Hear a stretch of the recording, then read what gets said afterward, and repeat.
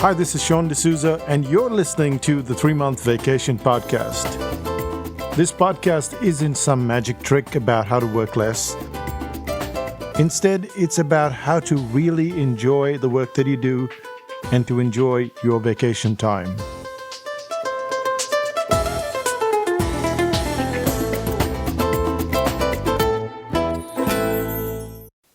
Hi, it's Sean D'Souza, and you're listening to the 3-Month Vacation.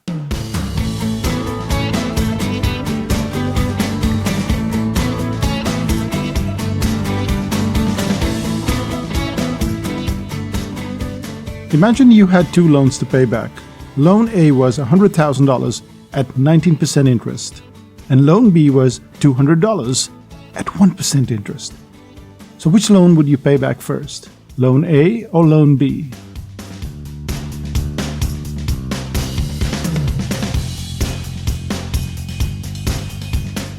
If you chose Loan A, then almost every financial consultant on the planet would agree with you, except Dave Ramsey.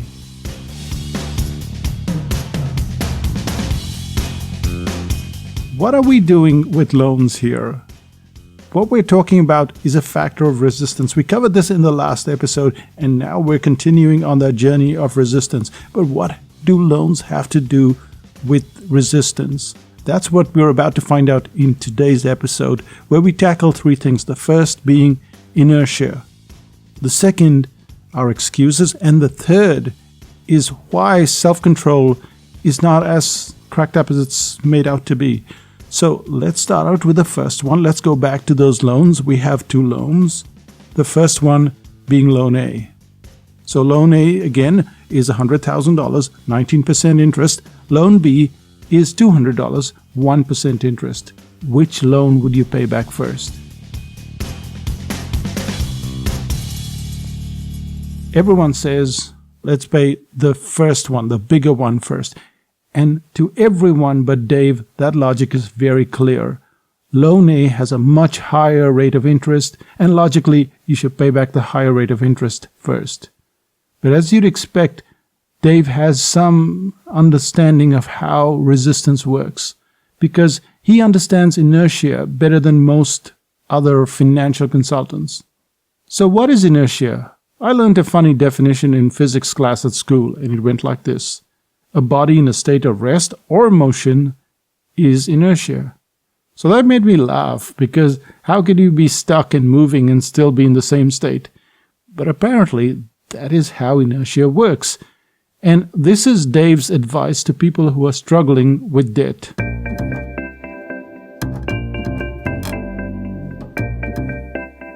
First, list all the debts on a piece of paper. So all the debts go down. Student loans, credit card, mortgage, blah, blah, everything. Then you need to arrange the loans based on the size of the loan. So the smallest loan goes right to the top, and the biggest loan right to the bottom. And everything else goes in between, depending on the size of the loan.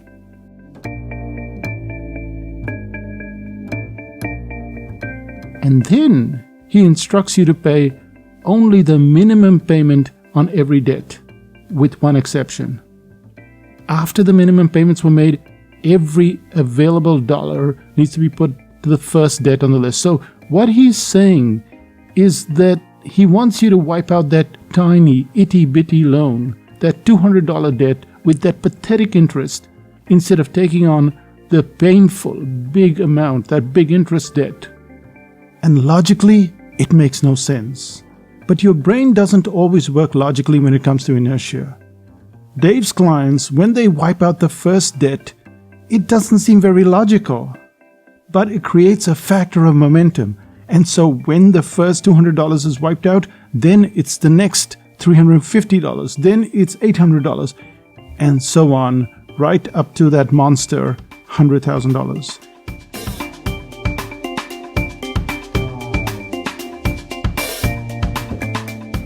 That movement, that motion is what matters. A body in the state of rest or motion is inertia. And going from a state of rest to a state of motion is impossible if you decide to take on the biggest task first. Logic tells you that You should fix your website right now. Logic tells you that you should write that 300-page book. But Dave Ramsey, he would be more likely to say, go brush your teeth first. That simple act of doing something, anything at all, gets you off your butt and into another state of inertia, which is that state of motion.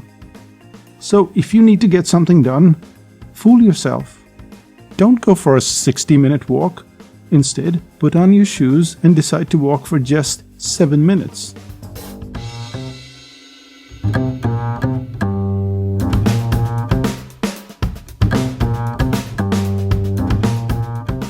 Don't try to write a complete article. Just write for 14 minutes, then stop. Avoid trying to clean the entire bathroom. Just attack the sink. These tiny bits help you to get to the bigger bits, because even as you go for the 7-minute walk, you know very well that you're not going to turn around in 7 minutes. You'll go longer and you'll go further. But the goal always needs to be 7 minutes or 14 minutes or the $200 debt.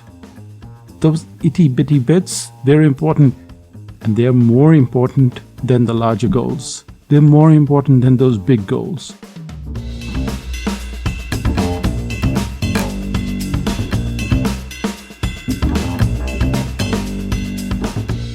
When people say they feel inertia, they are mostly referring to the state of laziness, of not wanting to do anything at all. But as my physics teacher would tell you, there's inertia and there's inertia. And to get from one state to the other, you need to make the list in descending order of importance. Then attack the list, and as Dave would say, start small.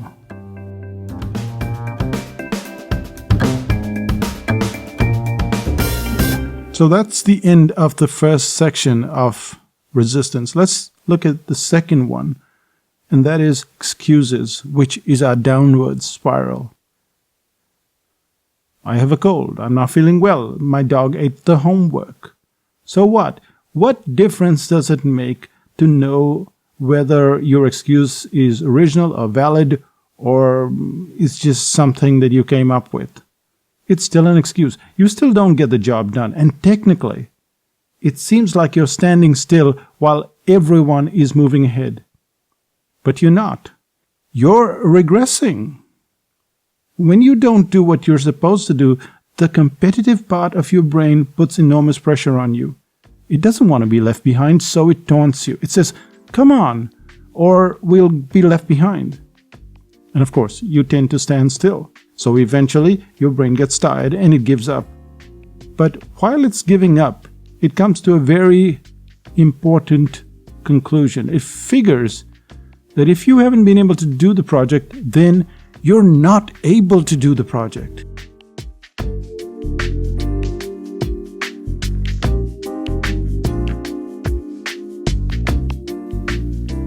So if a person is in a dancing class and they don't do the dance exercises as they should, the brain comes to a conclusion that that person is not good at dancing.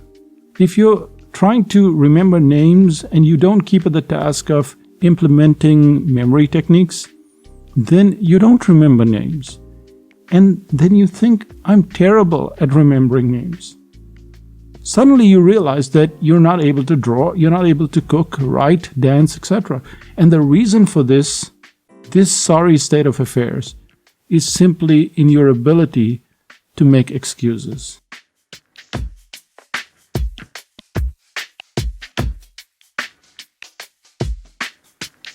So you're not regressing in that department. You're getting better at it all the time. You find every reason to make an excuse not to do something. Yet we know for a fact that if you're motivated enough, you'll get the job done. If your family was being held for ransom and you needed to learn to draw a cartoon, you would learn. If you needed how to play Chopin's Concerto No. 1 in E minor, you would. Given time and given direction, you'd work out some way to get the job done. I have seen blind people get the job done. In my father's college, and he used to have a college when I was younger, sighted people sat alongside blind people, and they were learning the task of typing. The sighted people would get the words wrong, they would make mistakes, they would make excuses why their typing wasn't as good as it should be. But the blind students, they had no excuse. They desperately wanted to learn how to type, and so they did.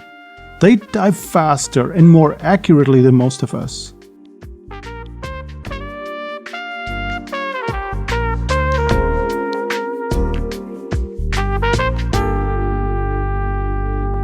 You have to stop making excuses. Imagine as a child if you decided that walking was too hard, or talking was too much trouble, or perhaps you'd rather see pictures than read words. Would you feel empowered by this lack of knowledge? You'd feel terrible, wouldn't you? The job needs to get done. Your excuse is just an attempt at resisting the task at hand. It not only sets you back, but it makes you feel angry and bitter. You blame yourself, you blame others. And suddenly you think that everyone else is lucky, everyone else is more talented. And this spirals into a state of either permanent insecurity or a mild form of depression. Excuses aren't just a form of resistance, they're a poison that kills you from the inside. And the sooner we stop making excuses, the sooner we can get on with the job. If the dog ate your homework, go back home, do the homework again. It's time to get the excuse habit out of your system forever. And that brings us to the end of the second part, where we looked at how inertia works and how you need to tackle the smallest thing first, then move to the biggest thing. Then we looked at excuses. And finally, we'll look at the third one, which is self-control, and why self-control is not as amazing as you think it is.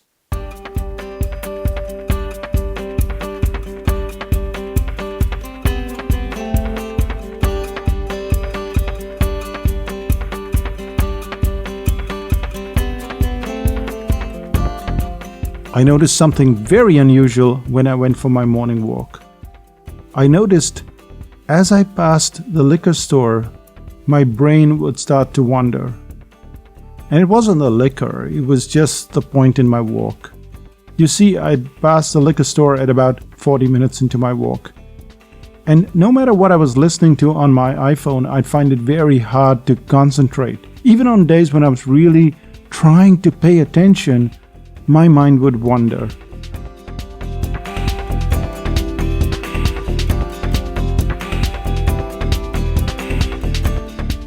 So I tried to listen to some music instead. Same thing. Around the 40-minute mark, my brain was off for a walk of its own. And there's a reason why this happens. It happens because of the blood flow to your brain. When the brain has to concentrate on an activity, it fires up its pumps and the blood comes rushing in. To find out just how much you're paying attention, University of Cincinnati researchers tracked mental activity. They used transcranial Doppler sonography. And this device, it measures blood flow. It measures the velocity of the blood flow to the brain. Now, Joel Worm, he's a professor of psychology at the University of Cincinnati, and he believes that the reading could be an indicator of sustained or non-stop attention, known as vigilance. And what this means is that the blood is being rushed to an area to carry away the waste product.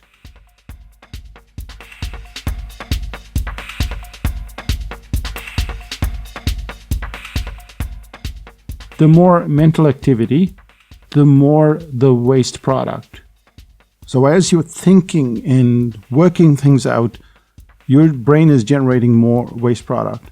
And during these 40-minute tests, researchers saw a decrease in blood flow velocity over time.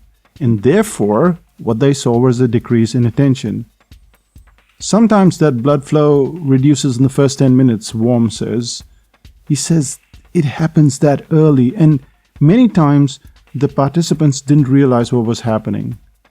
So what does this mean? What this means is simply that our brains cannot sustain the intense pressure. It depends, though. If the brain has to tackle stuff that is well within our comfort zone and very mildly challenging, it will hold out for a much longer period. But if we're learning something new or we're doing something that is challenging, the brain feels that intensity, and after a while, it just needs a break. We don't know why we're feeling so drained, but we're drained. And of course, we don't want to appear lazy, so instead of taking a break, we soldier on.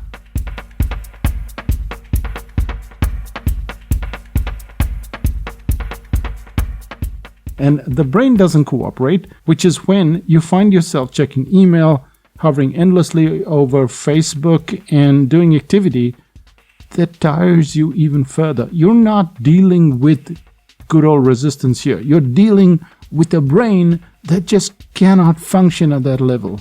And of course, the more you push it, the more resistance you feel. And then it gets worse.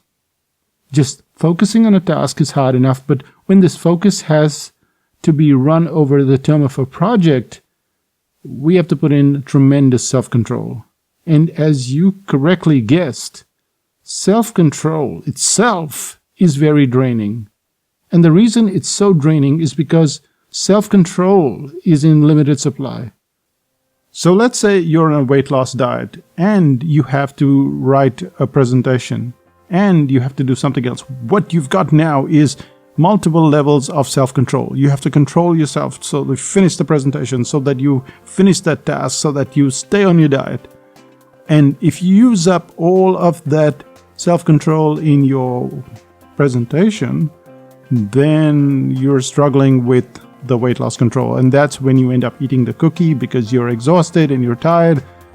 And then it goes downhill from there.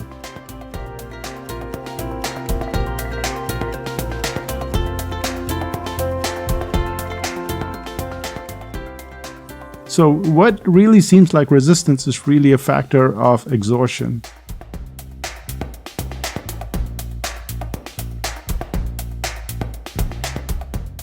So not only is the brain battling with tiredness, but then the self-control is adding another level of intensity.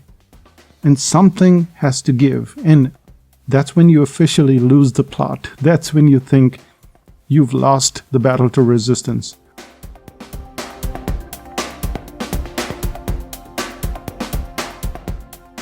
Which is why rest matters. Every 40 minutes or so, you need to take a break from what you're doing. But surely no one has time to take all these crazy breaks.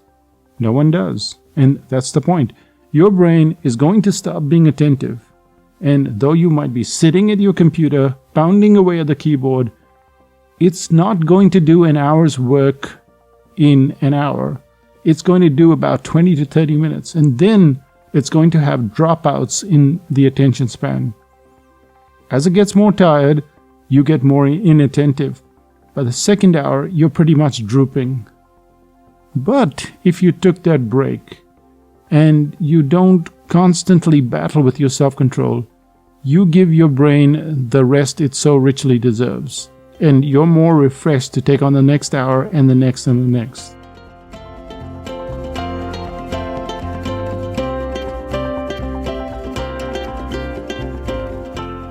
When I go for my walk past the liquor store, I often fight my brain. I want to keep on concentrating.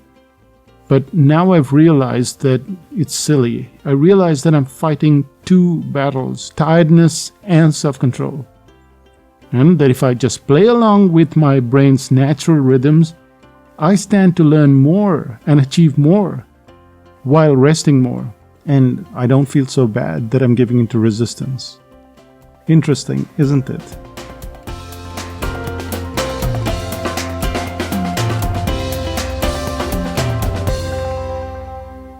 And that brings us to the end of this episode on resistance. And what did we cover in this episode? We covered three things. The first thing we looked at was this factor, how to beat inertia, how to get moving.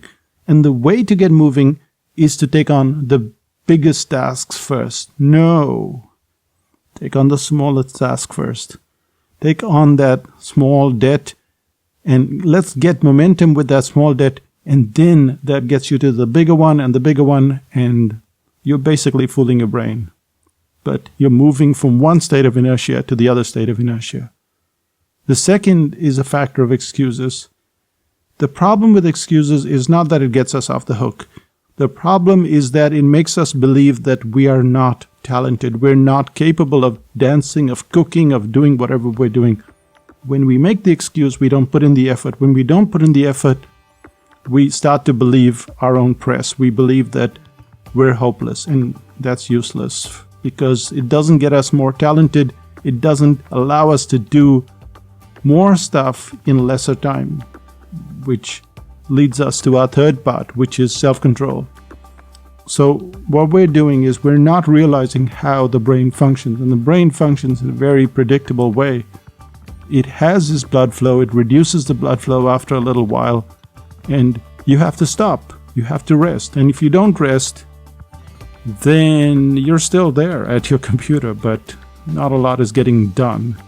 So rest is critical, and this is why we talk about the 3-month vacation. That's why we talk about weekends. That's why we talk about rest in the middle of the day.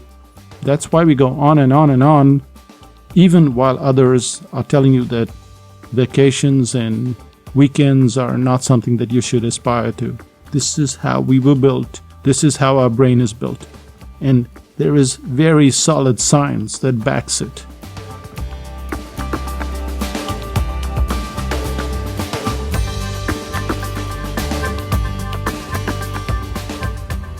So work with your brain and you will start to see the changes in your life, and you will not have as much resistance. I mean, resistance never goes away, but you won't have as much resistance.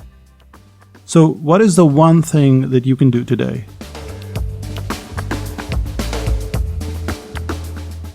The one thing that you can do today is start to work on a small project. So list all the things that you have to do today, from the smallest to the biggest, and then go after the smallest one first. Finish it quickly, and then go after the next one.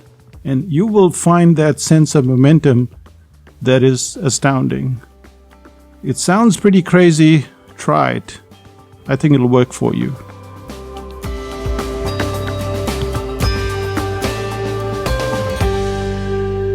One of the books that can really help you with your resistance is this Factor of Chaos. So when you go to the Psychotactics site, look for a book called Chaos Planning, and you will find that chaos is really a friend that's misunderstood, and that you have to work with this friend. So go to psychotactics.com and look for Chaos Planning, and you'll find it's very useful. The other way to beat chaos planning is to work with a group. And this group is 5000 BC. So if you look at 5000bc.com, you will find that we have an amazing group there.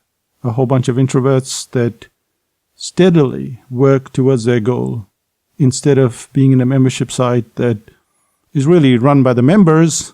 Well, here I'm around 25 times a day. So check out 5000bc.com. And if you haven't already left a review for this podcast on iTunes and Stitcher, then please do so. I would love to read your reviews. So go to psychotactics.com/iTunes and leave a review there. You can find me on Twitter at Sean D'Souza and on Facebook at Sean D'Souza. And you can always send me an email at sean@psychotactics.com. That's it from me. Bye for now.